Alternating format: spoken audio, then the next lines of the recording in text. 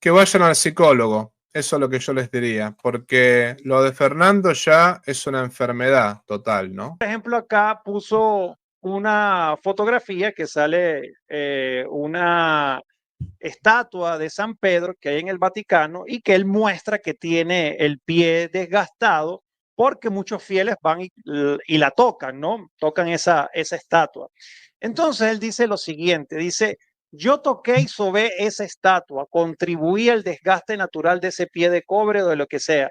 Ni San Pedro, sus huesos o restos están en esa basílica. Es todo un show para distraer del único y fundamento de la única iglesia verdadera, Jesucristo, ¿no? Entonces, ellos atacan mucho este tema del papado, que eso no es como los católicos lo enseñamos, ¿no? Y parte de su contenido. ¿Qué respondería a estos personajes que pues atacan constantemente, atacan la figura del Papa, del papado?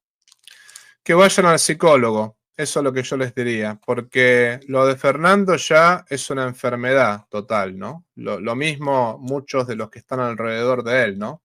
Háganse tratar con algún buen psicólogo, que yo les recomendaría uno católico, ¿no? A los católicos les digo, vayan a un psicólogo con fe, ¿no? Pero que hagan terapia, eso es lo que yo les diría, porque la verdad es tan insoportable ya a esta altura, o sea, es realmente, si piensan que realmente nos van a convencer a los católicos insultando a nuestra fe como le están insultando, yo les diría, mejor más me convencen de que son apóstatas y más me convencen de que realmente están mal, que están fuera de sí estas personas, ¿no? Fernando Casanova, lamentablemente, lo digo con mucho dolor, necesita ir al psicólogo. Sí, Necesita, total. necesita ir al psicólogo porque para mí no está bien ese hombre. Tengo que decirlo de esa manera, ¿no? Y por otra parte, él cómo hace, o sea, nos pide fe en él.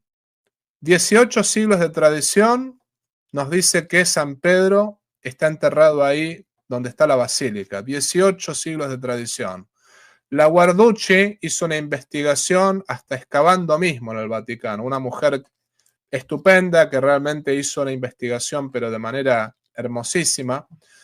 Nos pide Fernando que le creamos a él y no a 18 siglos de tradición.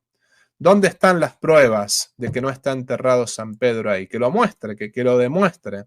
Porque les puedo asegurar que hay más pruebas que dicen lo contrario y tiene 18 siglos de tradición en contra de él, ¿no? Y después, por otra parte, que Fernando nos diga, y yo eso desafiaría a cualquier protestante, a cualquier hermano protestante, desafiaría que me demuestre dónde estaba su iglesia cuando realmente Cristo estaba presente entre nosotros. Porque nuestra iglesia tiene 2000 años y nosotros eso lo podemos ver de muchas maneras, ¿no? Ante todo, en Juan 1:42, por ejemplo, uno puede ver que Cristo le pone el nombre Pedro al mismo Simón. Pedro no había sido jamás usado como nombre para una persona, jamás. Kefas en arameo, que significa roca, al punto tal que nadie había usado ese nombre antes de que Cristo se lo pone a Jesús, ¿no? Perdón, Cristo se lo pone a Pedro. Y por otra parte, Bonerges, que se le puso a Santiago y a Juan, no prevaleció ese sobrenombre. En cambio, sí prevaleció el nombre Kefas, ¿no? En Gálatas 2:9, Pablo lo llama Kefas al mismo Pedro. Entonces lo que hay que decir es, Pedro ejerció el papado del inicio, lo ejerció. Ante todo, en los Hechos de los Apóstoles, por ejemplo, es él quien dirige el primer sermón de Pentecostés donde anuncia la resurrección y se convierte en 3000 personas. Es él quien dirige la elección de Matías, por ejemplo. Es él quien dirige la elección de Esteban. Es él quien recibe al primer gentil en la iglesia, el centurión Cornelio, ¿no? Es él también, por otra parte, el que habla ante el Sanedrín, el primero que habla ante el Sanedrín. Es él, por otra parte, primero que habla en el concilio de Jerusalén. O sea, es él al cual Cristo le dice en Juan 21, 15 y 17, apacienta mis corderos, apacienta mis ovejas, apacienta mis corderos. Y por otra parte, Cristo se refiere a su propio rebaño, como aparece en Juan 10, ¿no? Al rebaño de Cristo, que se lo confía a Pedro de manera personal. Y si vamos al caso, Lucas 22:32, claramente le dice, confirma a tus hermanos en la fe. Lo dice delante de los apóstoles por todo ese discurso. Y después vemos como sus sucesores, por ejemplo, el famoso Clemente Romano, cuando hubo ese problema en Corinto, que estaba el apóstol San Juan vivo, y estaba, por ejemplo, estaba el apóstol San Juan en Éfeso, ¿no? En la misma zona de Grecia. ¿Quién mandó al orden a los corintios, a los presbíteros y al obispo? Los mandó al orden el mismo Clemente, no fue San Juan, con una carta amenazante, diciéndole, si no hacen esto, ¿no? O sea, van a recibir un castigo divino. Lo mismo el famoso Papa Víctor, obispo de Roma, en los años, en el segundo siglo, ¿no? 150 por ahí, ¿no? Que había una discusión con los obispos africanos, con los obispos de África sobre el tema de la Pascua, y ellos querían celebrar la Pascua en otra fecha, y el Papa Víctor los amenaza con la excomunión. Y San Ireneo le escribe diciéndole que no los excomulgue, que tenga paciencia, que espere un poquito. O sea, ¿qué tenía que ver un papa de Roma, un obispo de Roma con los obispos de África? Por ejemplo, ¿no? Ese es el asunto, ¿no? Y después muchos, por ejemplo, hablan, por ejemplo, de que Pablo corrigió a Pedro. Sí, bueno, lo corrigió, pero nunca Pablo estuvo por encima de Pedro, jamás. Es más, Pablo mismo recibe la mano de Pedro en señal de comunión, cuando fue todo el tema de la discusión sobre la circuncisión, ¿no? Entonces, lo que hay que decirle a Fernando Casanova y a su grupo que está alrededor de él, ¿no? Que son todos anticatólicos acérrimos, ¿no? Yo respeto al protestante de buena voluntad, ¿no? Yo siempre digo, no me meto con el protestante de buena voluntad porque pienso que hay muchos que realmente buscan a Cristo con sincero corazón, y a esos protestantes los respeto. No estoy de acuerdo con ellos. Yo sostengo que la única iglesia verdadera es la católica, y sostengo que el protestantismo es falso. Pero siempre le digo a mis amigos protestantes, yo no tengo nada contra las personas de ellos, ¿no? Sí, me parece que el protestantismo es falso, pero bueno, con los protestantes, amigos míos, puedo sentarme a tomar un café, puedo sentarme tranquilamente a hablar, a tener una buena conversación, hasta nos damos un abrazo cuando terminamos, está todo bien, digamos, ¿no? Pero considero que la Iglesia Católica es la verdadera, considero que el protestantismo no es verdadero. Pero el tema está en los protestantes anticatólicos, que sinceramente ya los protestantes anticatólicos como Fernando Casanova cansan. Y cansan, lo puedo decir, no solamente él, sino todos aquellos que siguen ese tipo de líneas y ese tipo de pedagogías, ¿no?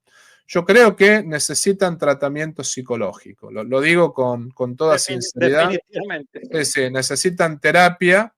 Y no quiero ponerme tampoco al nivel de ellos diciendo cosas más hirientes, porque la verdad que ponerse al nivel de ellos es caer en el barro. Y no le estoy diciendo cerdo a Fernando Casanovas, que se entienda lo que quiero decir.